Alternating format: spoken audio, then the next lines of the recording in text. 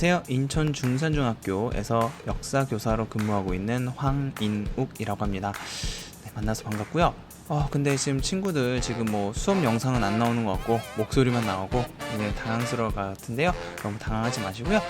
선생님이 나와 있는 이곳은 바로 원인제역 1번 출구입니다. 선생님이 이곳에 온 이유는 우리 삶 근처에 가까운 곳에 바로 역사의 흔적이 남아있다는 것을 보여주기 위해서 그 중에 하나인 원인제라는 건물로 지금 선생님이 가고 있습니다.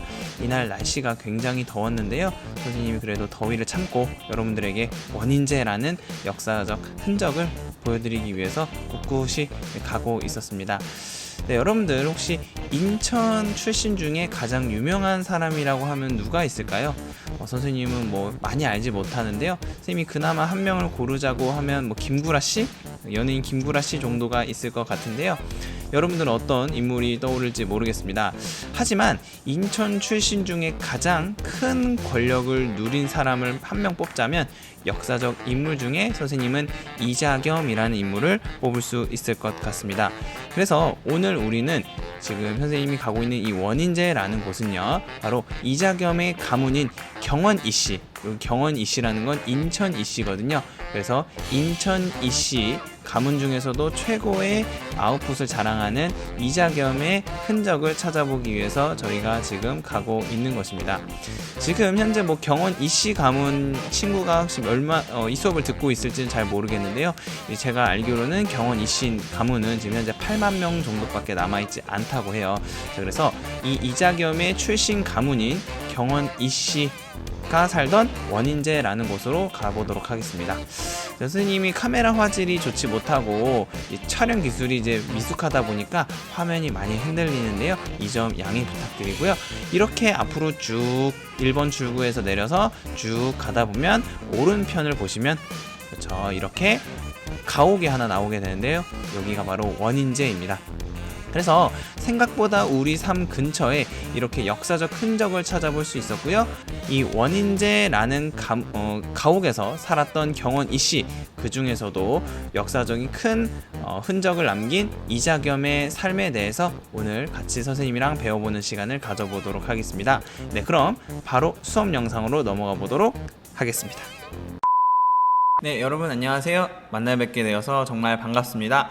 인천광역시 교육청 여름방학 쌤튜브 4회 네 번째 강의, 그리고 저로서는 여러분들과 처음 만나 뵙게 된 인천 중산중학교 교사 황인욱이라고 합니다. 정말 만나 뵙게 되어서 반갑고요. 여름방학인데도 불구하고 이렇게 영상을 통해서 여러분들이 공부에 대한 열정을 식히지 않는 여러분들의 그런 열정들이 정말 멋있는 것 같습니다. 네, 오늘 선생님이랑 같이 수업을 할 주제는요, 인천의 최고 아웃풋 이자겸 고려 왕실을 집어삼키다 라는 주제를 가지고 여러분들과 만나 뵙도록 하겠습니다. 그래서 이자겸의 인생을 살펴보면서요, 고려시대 문벌 사회의 특징, 그리고 어떤 문제점이 있었고 어떻게 몰락하게 되었는가 또 한번 살펴볼 수 있도록 하겠습니다. 네, 그럼 강의에 들어가기 앞서서 과연 이자겸이란 인물이 어떠한 인물이었는가를 먼저 살펴보고 넘어가 보도록 하겠습니다. 네, 왼쪽에 보시면 그림이 그리고 표를 선생님이 하나 준비해 봤습니다. 이 표를 한번 보시면요, 고려의 16대 왕이었던 예종이라는 인물이 있었습니다.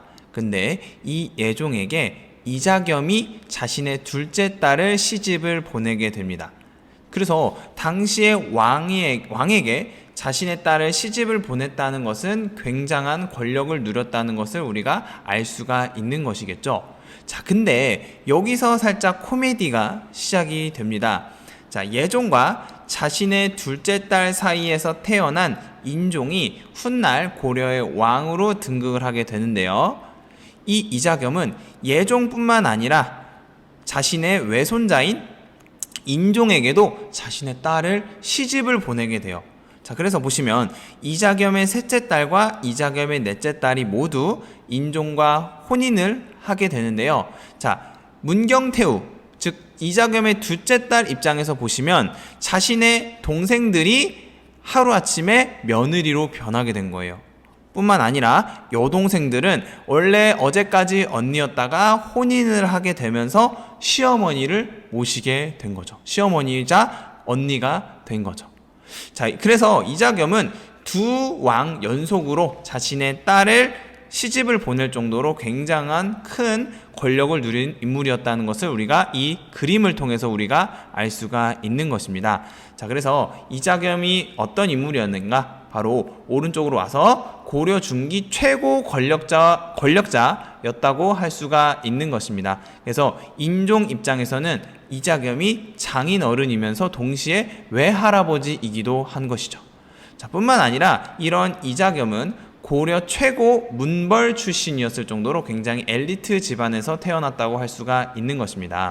자, 그렇다면 문벌이란 과연 무엇일까요? 이 문벌에 대해서 한번 알아보도록 하죠.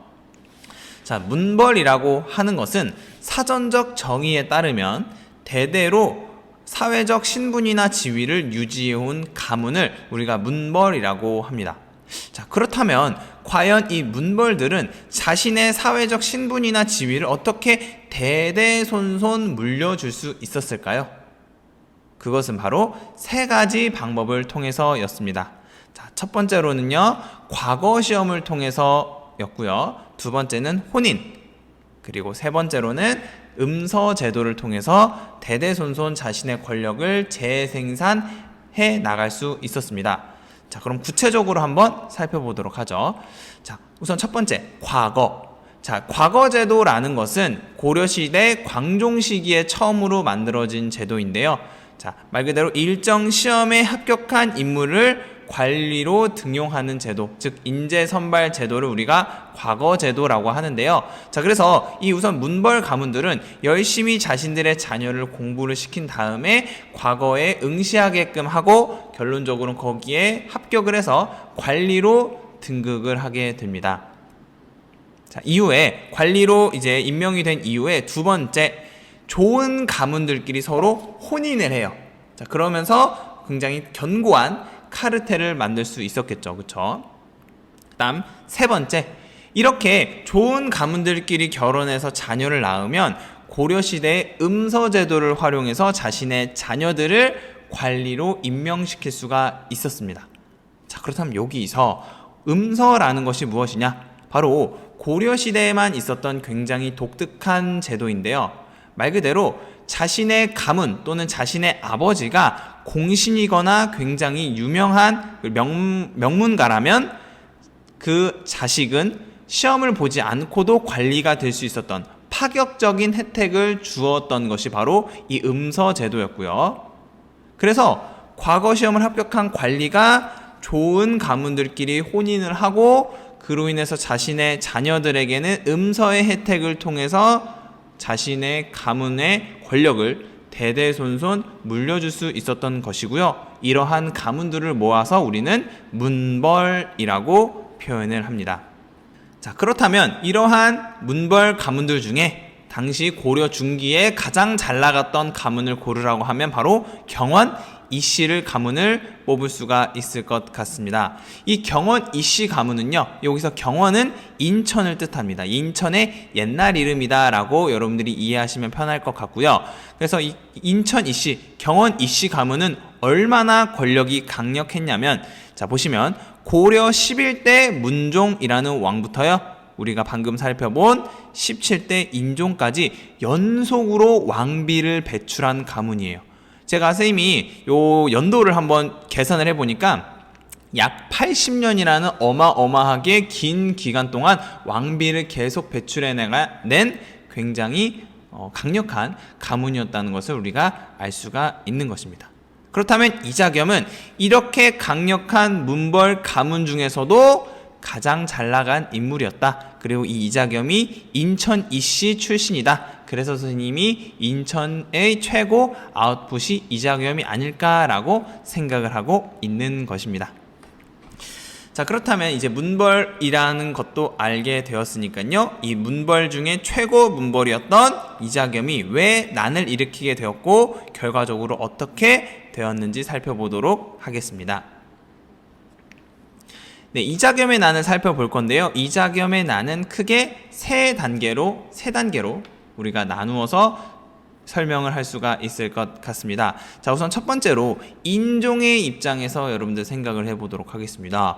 자, 인종은 왕으로서 자신의 권력을 행사하려고 하는데 계속 이자겸이 자신의 장인어른이자 외할아버지인 이자겸이 권력을 점차 강화해 나가고 있다 보니까 인종 입장에선 당연히 이 이자겸이 굉장히 눈엣 가시고 권력을 행사하는 데 있어서 걸림돌로 작용을 했을 겁니다. 그래서 인종이 자신의 측근들을 모아두고 이자겸을 치자라는 결론에 이르게 됩니다.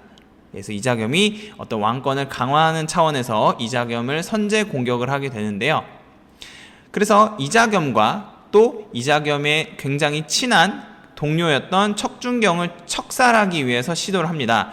하지만 실패로 돌아가게 되었고요. 이 이자겸과 척준경은 반격을 하게 돼요. 그래서 왕이 살고 있는 궁궐을 불태우는 등 반격을 하게 됩니다. 이러면서 이자겸의 난이 시작이 돼요. 그래서 왕이 선제 공격을 했고 이에 대한 반격으로서 이자겸의 난이 시작이 되는데요. 결론적으로는 이자겸이 왕을 사로잡게 되고요. 그래서 왕을 안전한 곳에 모신다는 명분 하에 인종을 이자겸의 사저에, 즉 개인 집에다가 감시 또는 감금을 하는 사태까지 발생을 하게 됩니다.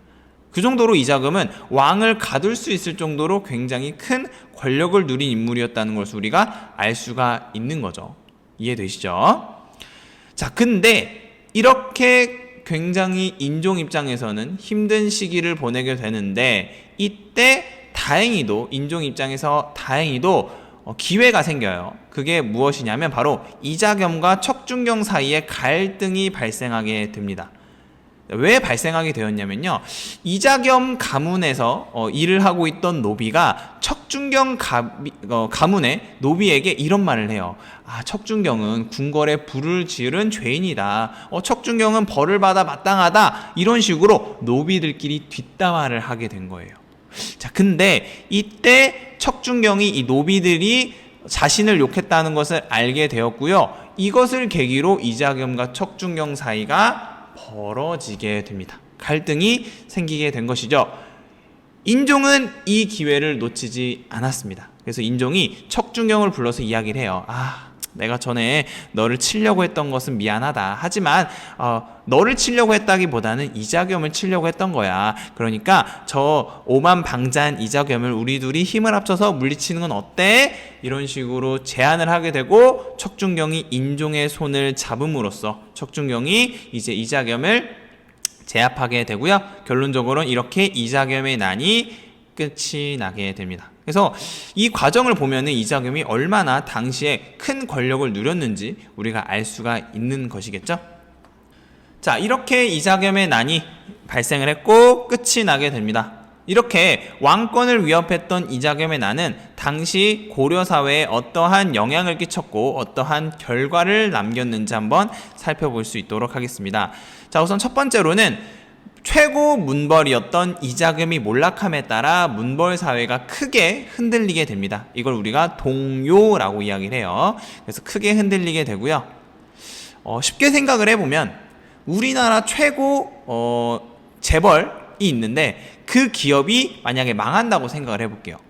물론 우리나라 대한민국 자체가 멸망은 하지 않겠지만 그럼에도 불구하고 최고 기업이 1등 기업이 망한다면 당연히 우리나라 경제도 크게 흔들리게 되겠죠. 자, 그것처럼 최고 문벌이었던 이자겸이 몰락함에 따라 문벌 사회가 크게 흔들리게 되고요. 자, 뿐만 아니라 이렇게 힘을 키워온 문벌 중에 문벌이었던 이자겸이 왕권을 위협하게 되었기 때문에 당시 문벌 사회의 문제점, 즉 모순이 발현되는 계기로서 작용을 하게 됩니다. 자, 또 굉장히 의도치 않은 결과를 도출하기도 하는데요.